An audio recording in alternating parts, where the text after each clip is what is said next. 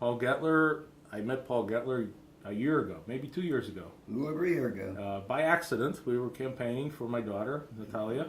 Yep. And we were so happy to meet you, and you're a real treasure, and we said we have to get you down on videotape to get your experiences. Paul Goetler is a World War II veteran. He's are you almost getting up to the 90? I'll be 90 next Tuesday. Next Tuesday? Next Tuesday I'll be 90. Wow. Yep. So you're still a June baby. I'm still I'm a June baby July too. 2nd. Congratulations. Middle day of the year, July 2nd. July 2nd. July 2nd. Pittsburgh 15210. And this is Carrick. Carrick, PA. Carrick, PA. Carrick, PA. How long have you lived in Carrick? Well, 80 years. 80 years. So, yeah. Well, 10 years. Like so you were 9 years old when you moved there? Into Carrick? When at Carrick, I was 10 years old. 10 years old. Yeah.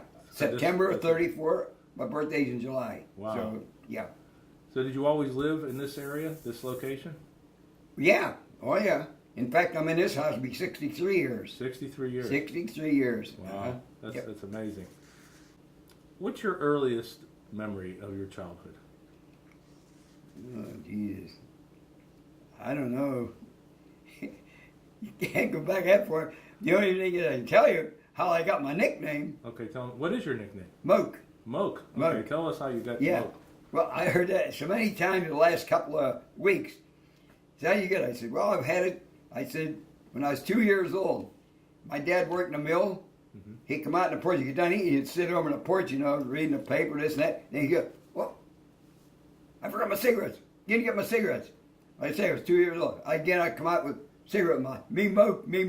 And then on Moke. That's where I got the name Moke, nickname Moke. So your father worked in the mill? Which mill? He worked down J&L's. He was a rolling engineer. Rolling engineer. Yeah, he's one. He got killed in 1931. 1931. In the mill? 1931. And it's a funny thing. I might as well go along with that. And one day he was doing back digging coal back in the saddle between Middle Street and Penn Street. Uh-huh. And I was about 7.5 years old. So I went back with him. He had a day off or something. And my dad was only 30 years old. Anyhow, we went back there. And he's sitting there, he was 200 pounds, big guy, he had his legs crossed. He was digging on the side of a hill. Well, the day before it rained, and all this slime come down, the mud come down, and covered him up with his hips. And I was covered, my legs. He pulled me out. I lost my shoe and stocking. He said, go get help. I went and got help. At the time, I went to Mr. Stein, Mr. Pill, and a couple other people. They got tools and that. We come down, and the ground was level. He says, he must have got on. I said he couldn't have got on. He was covered in mud up to his hips. Now they started digging. They went down about 20, 25 feet. They were ready to give up. They dug a little bit further. Here they finally seen the blue of his work shirt. Oh my goodness. Now, if I'd have been with him a couple more minutes, he was sitting on a mine shaft, sucked him right down in. So he was in the mine shaft? It was in a mine. He was sitting on a mine shaft. Imagine, why did he pick that spot after all them years? Like I said, somebody was with me. I went to get help, and I come back, and he was doing it. If I'd have been with him a couple more minutes, I'd have went down with him. So this was like a bootleg coal mine? Yeah, they just find coal, and everybody started digging coal. And then he went back to get coal, and they asked, why the heck did he go back and dig coal?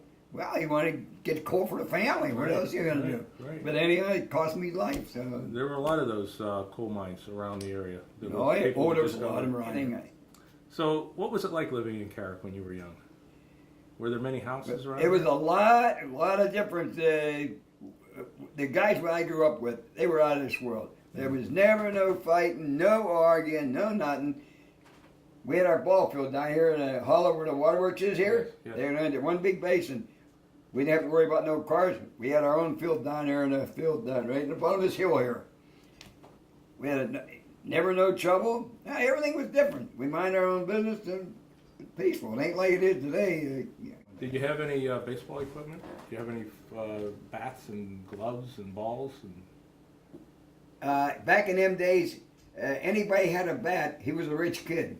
And the only one had it was Jimmy Golf lived here. He had it. And you see them fingers? Yeah. Wow. In our day, we didn't have no gloves. They had the mush ball. That's a big one with the seam on the outside. Yeah. And that's where he got it. And then beside he the only one that had a bat. Well, what we either had a pick handle or a branch of a tree. Oh. That was our bat. So we come up the hard way, because nobody had nothing in them days, Sure, yeah, you know. right. So, but that's where I got all these stovers. Were there many houses around this area? When I moved here, Beck's Run was a mud road.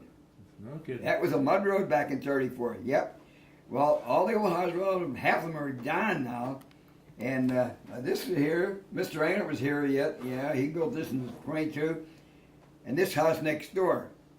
Now it was all wooded area up here. It was all wooded area back in the '30s. And this house was only built in '42. Well, Carrick Avenue there now, they're old houses. They were here.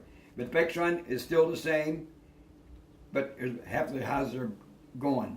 They were so dang old, you know. Yeah.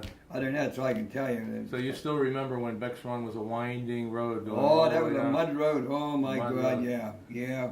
What year did they straighten it out? It was in the '30s, like, because WPA worked on the road. Oh, really? WPA. Yeah, right. But anyhow, I'd say maybe 35, 36 they started paving. Mm-hmm. Yeah, because I know it was mud road, because I remember we moved from Mungletine over here back in September of '34. When we met last year, you told me the story of how you went to Baldwin High School. Yep. Would you like to tell me about that again? Yeah, Go ahead. okay. Now, anyhow, I went out to Baldwin the first year, Yes, back in '39. yes. Okay, so the next year I went out again, and I'm waiting there, and they didn't call my name, went for a room. So I had to go down to the office, and Mr. Millie says, what's wrong? I says, well, I said, they didn't call my name out for a room. He said, what's your name? I said, Goetler. He says, oh, you live in the city. I said, yeah. He said, well, we took anybody the first year. I said, well, why didn't you tell me that in the first place? Anyhow, back in them days, the city school was higher learning than the township school. Uh-huh. So I come back, I had everything over, everything I learned out there, I had to take over again. Okay. In other words, I was supposed to graduate in '42. Yes. So I figured that. So 43, you know, Yeah. I went to service and So you went into service in 1943. 43. How old were you? 19. 19. I was just 19. 19. Yeah. So you left for the service in 19. November the 13th, I went in, and I got discharged November 16th of '45. Wow. And where were you training originally? Alabama, Fort McClellan, Alabama. Fort McClellan. Yeah, we was down there 16 weeks training. But you know what? You learn more on one day on the line than you do in the whole 16 weeks, because Okay. you know how to take care of yourself. Uh-huh. And like I told you, I was with 88th Division, they had over 15,000 casualties. I think the 88th must have had the most casualties. That's killed, wounded, or missing. And 88th, well, I'm going into the Army now, they had 344 days on the line. That's a lot of days. But I had 320 myself, but I was replaced. I only joined them 3 months after they got there. Uh-huh. But anyhow, yeah, they had 344 days in line. And then, if you want some more statistics about World War II, 60 million people died in World War II. That's women and children and all over, you know, Mm-hmm. and what do you call it? And over 6 million died in prisoner of war camps Mm-hmm. or concentration camps. Well, you know what that. Yeah, yeah. And another thing, nobody ever brings the statistics out. Over 400,000 Americans never came home. Really? Over 400,000. So they never were came missing home. in 'Cause action? nobody ever says the statistics, and I still remember them. And no one knows what happened to them, or they stayed in Europe, maybe? Well, the guys, I got the pictures there. They're laid out got killed in Italy. They're in near Anzio, and up in Florence. In France, they got them over there. Oh, they lay out beautifully. They got their own cemeteries over there. Well, when you were you drafted or did you enlist? You enlisted or drafted? Well, drafted. Everybody was drafted. Okay, I was Okay, drafted. Sure, Yeah. sure. You know, Drafted. you waited for your number to come up, and when you came up, you were drafted, Yep. and you went into the Yeah, service. I could have went in '42. My stepdad was working in the mill, and he got hit with a car, and I was safe for about 8 months. Otherwise, I could have went in the end of '42. Right. But I still made it. So you- I so still you went had- up in the infantry. Right, so you had to support your family at that time. Exactly. I was working down in Oliver's at that time. And we were, after we started out, they finally come on and on the intercom, and they says that we're going to Italy. Okay.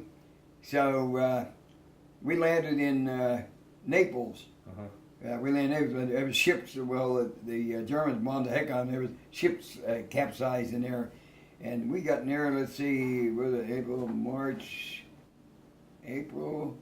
I guess beginning of May sometime. Yeah, and we got on a train. We went up to Conciano's farm. That was Mussolini's son-in-law. They called it the dairy farm. And that's where you waited to be placed. You were replacement.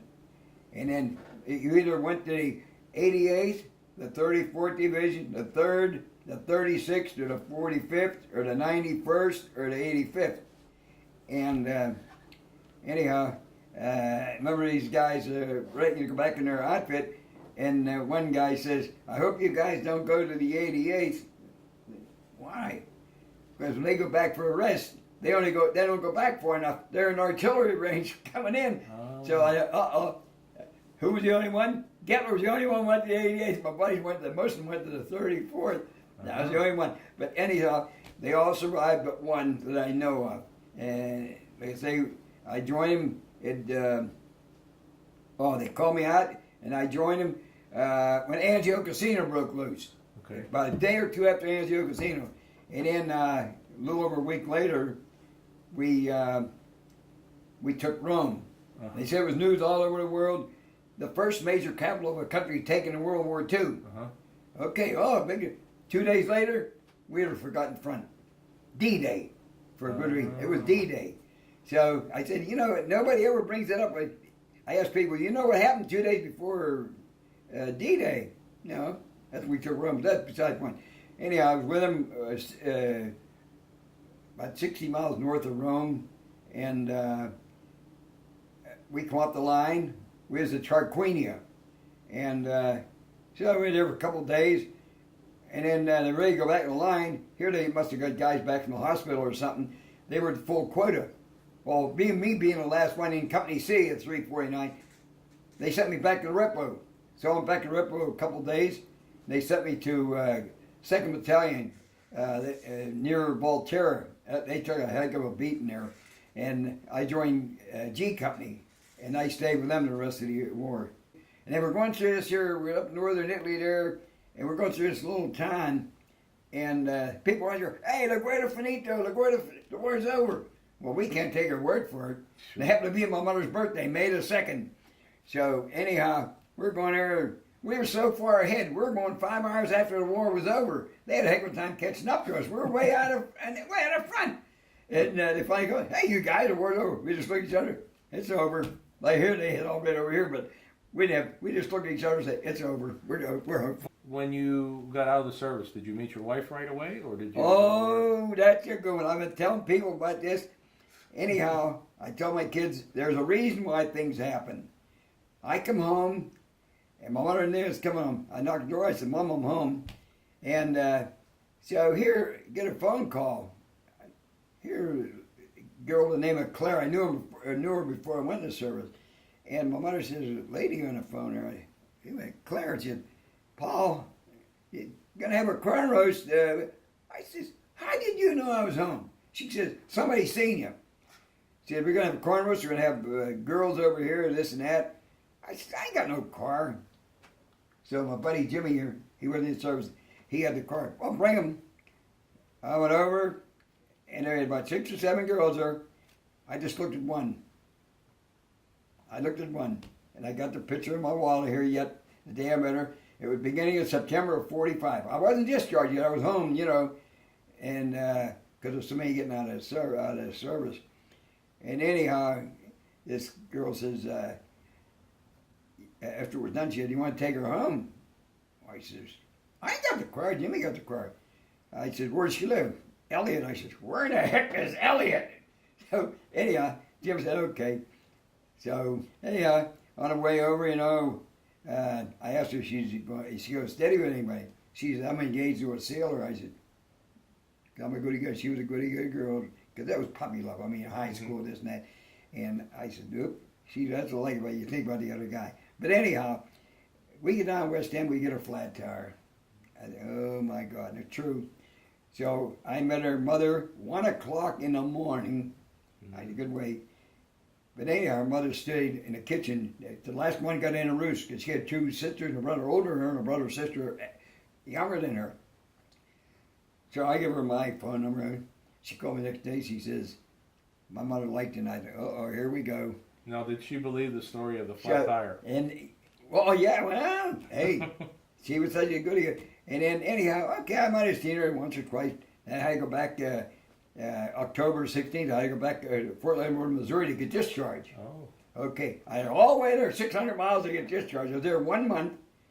And then I come home, you know, I called her up this and that. And then this Clara that invited me to the corn roast, she called me up. She says, hey, Paul, Marie wants to know what you're going to do. I said, what do you mean what I'm going to do? She says, well, Sammy's coming out of the Navy. Once he was engaging, you know. Yeah. He coming out of the Navy. When that, I said, hey, no parts, anything. So I didn't get in touch with anything. So she called me in January sometime. She says, I give him back his ring and everything he ever gave her. And like I said, there's a reason why things happen. 9 months later, we were married. Wow. We'd have been married 68 years this August the 3rd. Wow, that's amazing. I'll tell you, she was a gem. She was a gem, like I said. Now, you could have been living in Elliott. Well, I think she was glad to get out of Elliott. I guess she was sick of Elliott. All right, so. Yeah, she was a graduate of Langley High in '44. Mm-hmm. But it was another thing.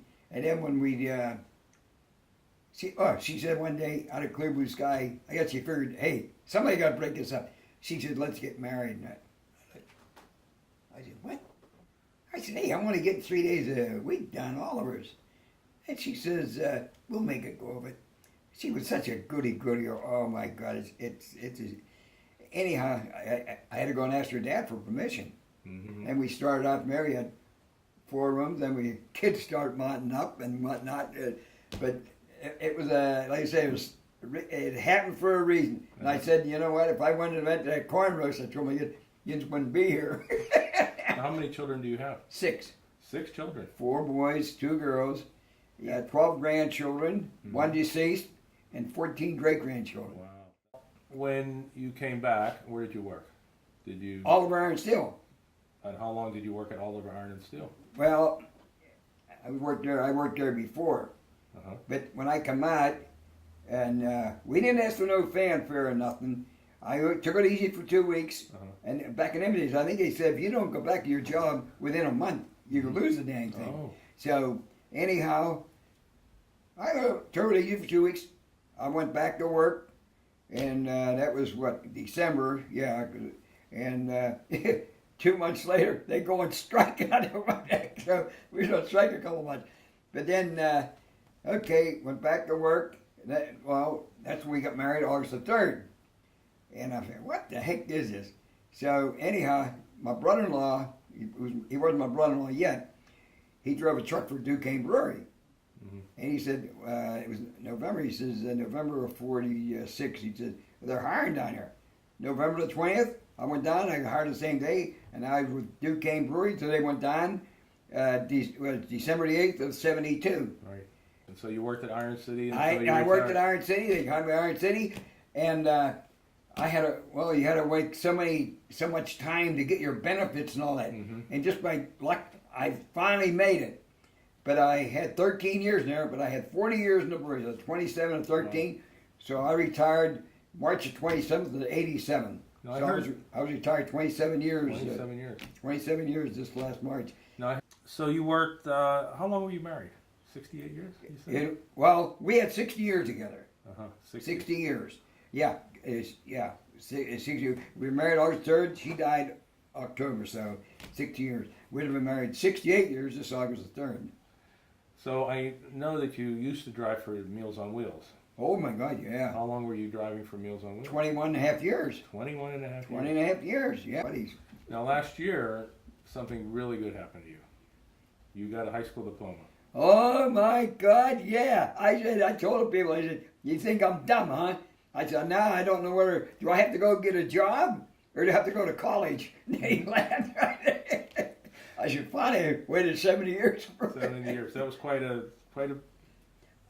I could say, and this year, and that was through this year, that luncheon that Jay crusted through. Right. And that was through that. And it's like, you think right there. Right. That's how that guy was there. And I, what the heck's going on here?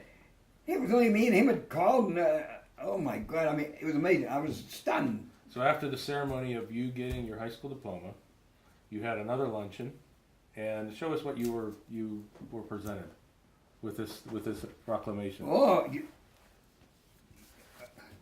yeah, there it is. You want to read it? Go ahead and read that something. Well, I want you to hold it up, and we'll read it together. It says, "This is from the Senate of Pennsylvania. Congratulations."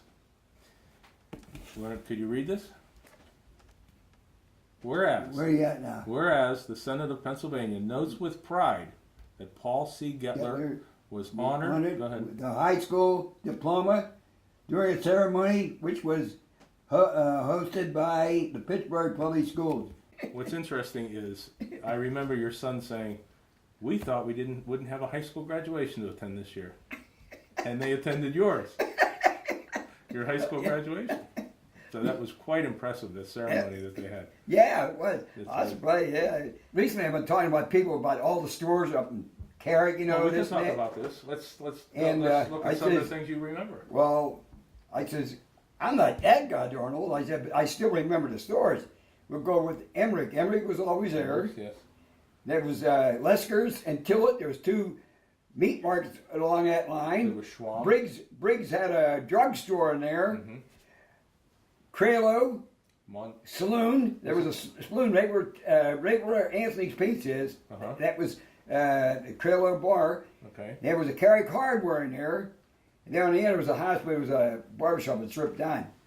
Well, you know where Joe Lauterbach dental Yes, thing is? yes.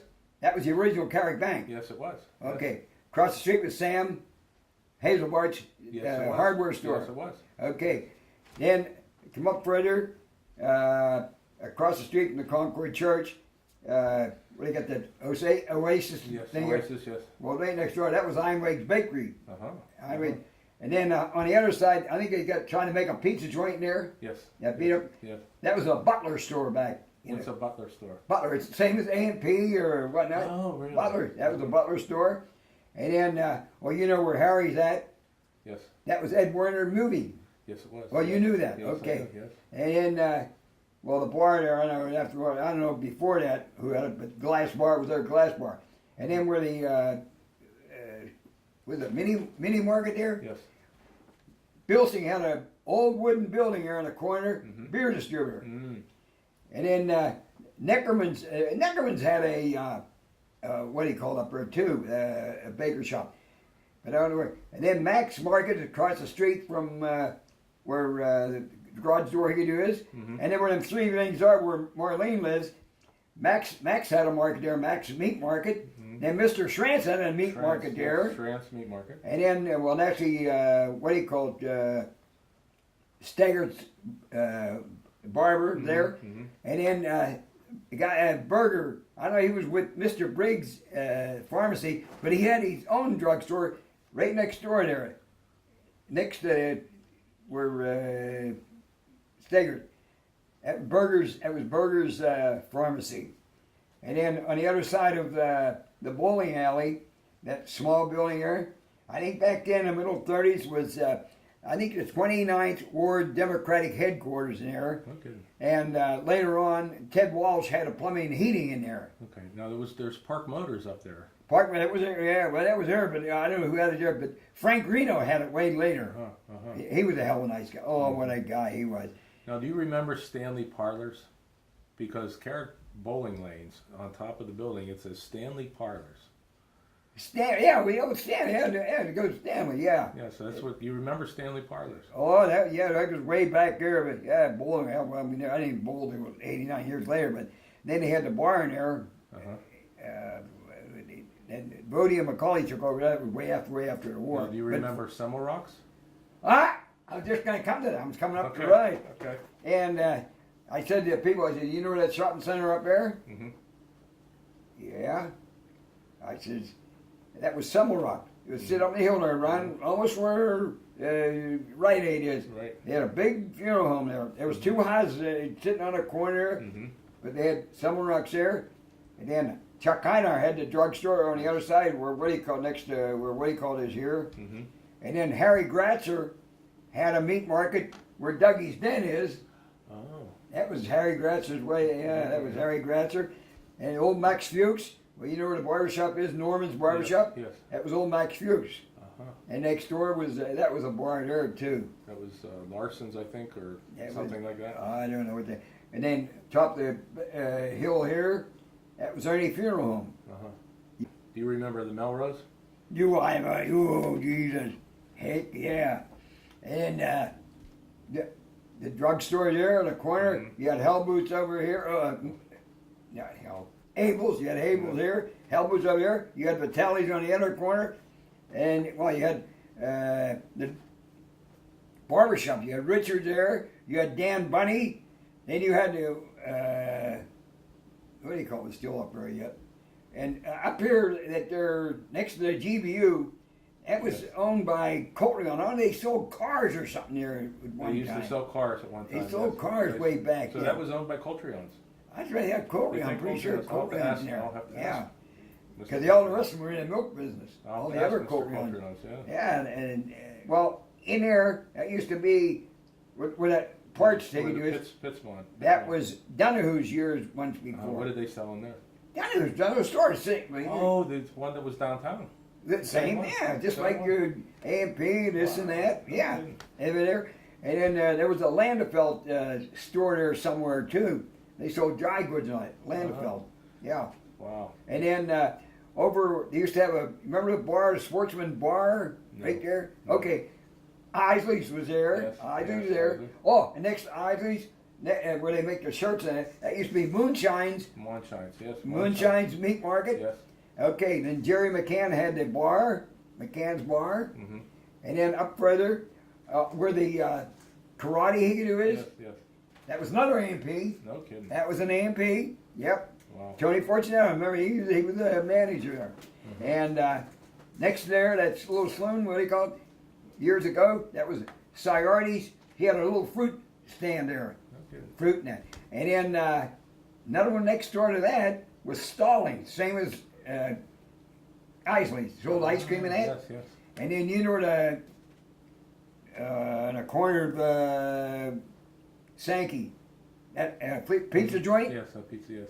That was a Barge one time. No, That was a Barge. Bards. Barge. That's another ice cream. So you had, I know Bards from the south side. So you had Bards, you had Isley's, you had another place selling. So Barge. it was quite a business area. Yeah, that was yeah. So you think that somehow the Giant Eagle and the remember Rexall drugstores? Oh, and where Mike Deere is there now? Yes. Okay. Yes. Well, that actually I was able. But next time, I forgot the main guy, Bradley Smith Hardware Store. Bradley Smith, and then down up from 2 doors up, next to the Sloan McCann's, that was another Carrick Hardware. There was a Carrick Hardware. Maybe they still go by Carrick Hardware. Carrick Hardware, yes. Okay, well, they had 2 of them. They had that one up here and one out there.